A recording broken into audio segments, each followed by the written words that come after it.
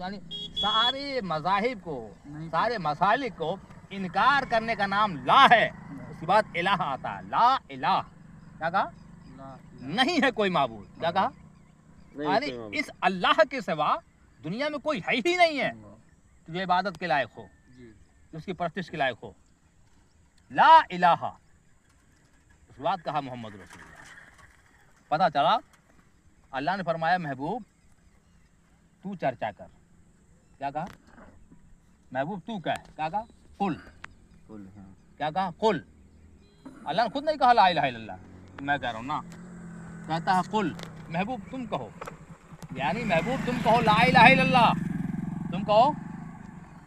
तुम कहो ला इलाहा, यानी तुम मेरा प्रचार करो, ये समझ लो आप।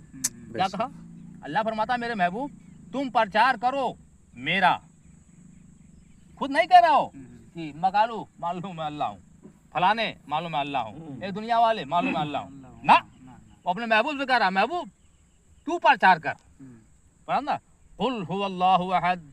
क्या कहा? कुल महबूब कह दीजिए अल्लाह एक है। किसने कहा? महबूब से कह रहा आपने। महबूब तुम कहो ना, हम नहीं कहेंगे, तुम इन लोगों से कह दो कि अल्लाह एक है। तो अल्लाह के नबी तो बताए कि मानो अल्लाह एक है। मक्के में आए तो क्या कहा? ये तो कहा कि अल्लाह एक है, मान लो। सबने माना कि नहीं माना? तो अल्लाह फरमाता है महबूब तुम ला इलाहा इल्लल्लाह की प्रचार करो और मैं मोहम्मद रसूलुल्लाह का प्रचार करूंगा।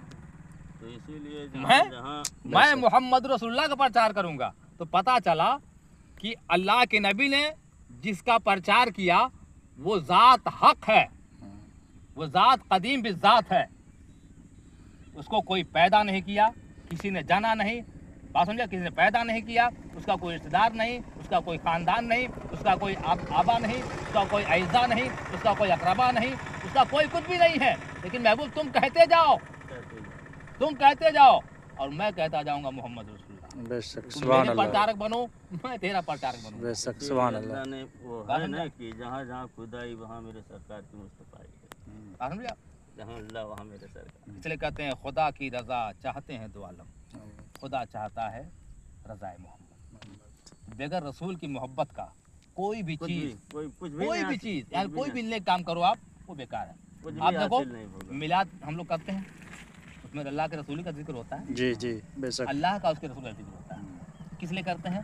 इससे कई फायदे। पहली चीज़ तो ये कि जहाँ पे अल्लाह और रसूल का जिक्र होता है वो जगह पाक कर दी जाती है। बेशक, उस जिक्र के जरिए सदा वो जगह पाक हो जाती है। दूसरा, वहाँ पे अल्लाह की रहमतों का नुज़ूल होता है। अल्लाह की रहमतों का